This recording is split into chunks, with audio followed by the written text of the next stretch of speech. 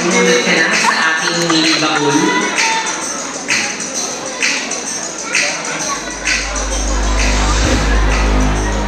Yeah.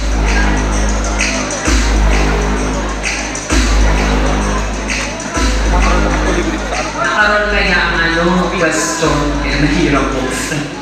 Sa iyong palagay, pwede bang uminom ng Coke pag coffee break? Sa iyong palagay, pwede bang uminom ng Coke pag coffee break? Salamat sa tanong ng kaguluhan. Makaguluhan. Kala ko makaguluhan. Para sa akin po ay oo. Kasi po, hindi naman po lahat ay hindi naman po ibig sabihin na coffee break ay bawal uminom ng Coke.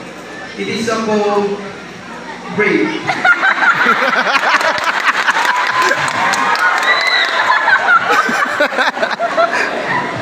Kaya pwede po uminom ng Coke o coffee break. Depende naman po yun sa tao eh. Kung wala kang pamili ng Coke,